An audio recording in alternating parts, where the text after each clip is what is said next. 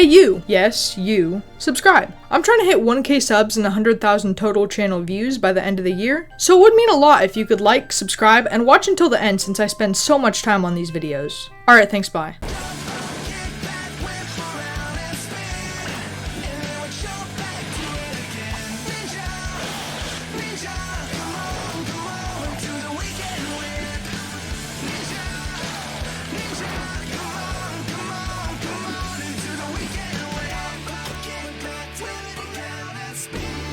Episode 13, Day of the Great Devourer. Welcome back to Ninjago, where we're back at it. I already know I'm obsessed with it. I can't get enough. Back with another meal. Help! Help! Help me! Help! And we're immediately thrown back to where we left off, with the Devourer making a midnight snack out of Wu and Pythor. Wu gets Thanos snapped, and the ninja are sad, but no time to mope around because the Devourer is gonna, devour everything. So they run back to the ship like headless chickens. Wait for me! I said fire up the engines! There's no wind, and we only have reserve fuel! Make it to the ship, and barely hit the jets to get out of there before the Devourer catches them. But the Devourer is not gone for long. They panic, and Nia tells them to throw stuff off the bounty to make it lighter, so they do, but then Kai realizes that when the Devourer consumes, it grows bigger, meaning they're basically giving it a power boost by throwing all this shit off the bounty. So they stop feeding it, and get to Scatter Canyon and lose the Devourer, who, by the way, last episode I called a dude, and she's not. Like, I completely forgot it's a girl. I swear to God I knew, it just didn't cross my mind when I was making the last video. But anyways, they lose her for a second, but not for long because she comes out of nowhere and punctures the bounty with her stinger thing. With the bounty going down, the ninja are forced to evacuate, leaving their only home behind. Goodbye, old friend.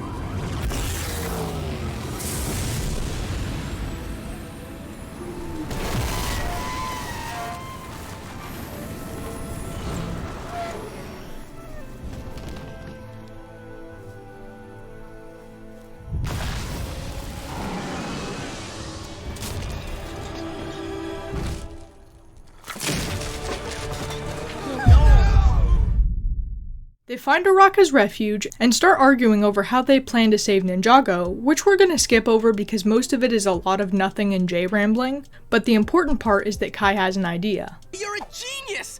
Are you thinking what I'm thinking? Probably not, but go ahead. There's no time. I'll fill you guys in on the way. Where are we going? We're gonna destroy that snake once and for all! We quickly flash to the snakes, who have now realized Pythor is off his rocker. They go back into hiding and bat to the ninja, who pull up to Jay's parents' junkyard. Ed and Edna aren't home, meaning the ninja can execute the plan. It's so awesome! The plan consists of building this giant vehicle that they somehow had the time to make a whole ass blueprint for, then programming it to have cannons that can play the snake flute song. You know, the one from episode I low-key forgot.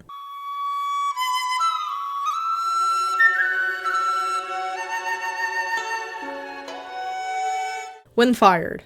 Not a bad plan, to be honest. Good job on that one, Kai. The only thing I'll complain about is that they don't really have a plan for after they hit it with the sound waves. Like, it could totally get hit and just charge and kill them. I mean, it's like 10 trillion times bigger than normal snakes, so for all we know the flute could be useless against it, or maybe even just less powerful. But I'll be positive and not mention that little tiny eensy weensy fatal flaw.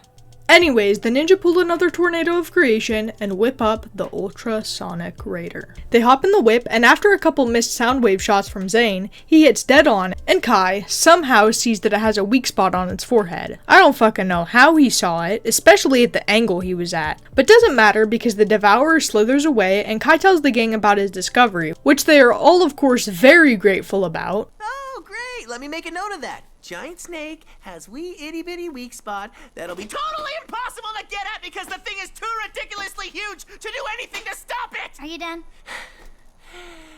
Yes. But no time to dwell on that because the Devourer is headed for Ninjago City, and she is not moving slow. Cut to Ninjago City, where everyone and their mom is at this anti-snake rally, including Jay's mom and dad. And short story about the same length, the Devourer makes her way through the subway tunnels and bursts through the ground, now terrorizing the city. Don't worry, Ed and Edna get away just fine, because I know that's what y'all were worried about the most here.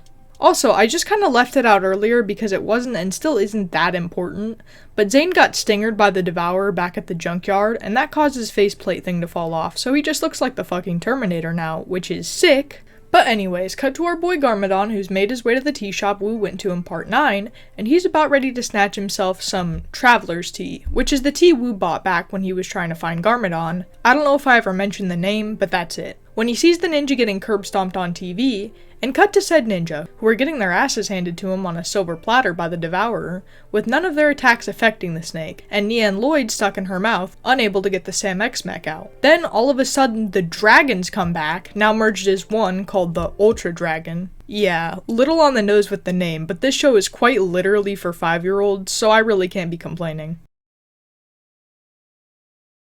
Are you sure about that? Ultra Dragon does an elemental flurry rush on the Devourer and saves Lloyd and Nia. But then the dragon gets its shit absolutely rocked by a surprise underground attack from the Devourer, so they're all cooked when Garmadon shows up and tells them the only way to stop the Devourer is to give him the 4 weapons and let him strike the Devourer, which seems fishy, but all out of options, the ninja comply.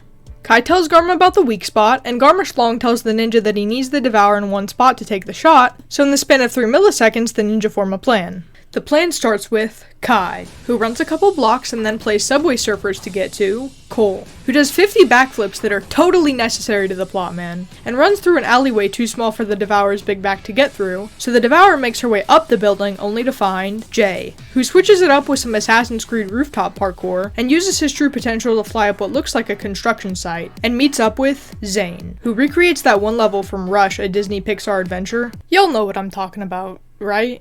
I'm not the only one that played that game as a kid, right? Right? But doesn't matter because the ice slide ends and Zane and Jay almost fall and faceplant on the ground, but get rescued at the last second as Ultra, accompanied by Kai and Cole, swoops in and saves them from making out with the pavement. It's here that the plan is revealed. The ninja have successfully ran the Devourer in a circle, trapping her against nothing other than herself.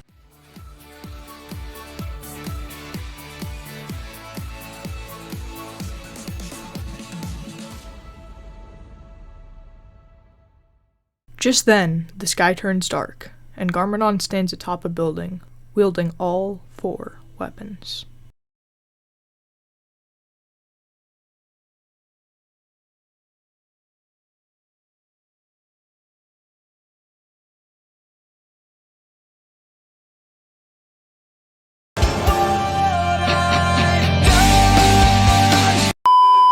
He curses the snake for biting him, for turning him evil in the first place, and without further hesitation, he jumps off to take the final hit. Go get him, Dad. Vengeance will be mine!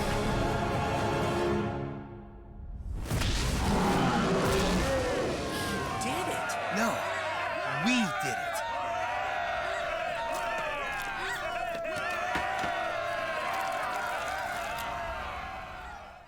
With the city safe, the ninja head down to inspect the damage and see that Garmadon is nowhere in sight, meaning he and the weapons are gone, for now.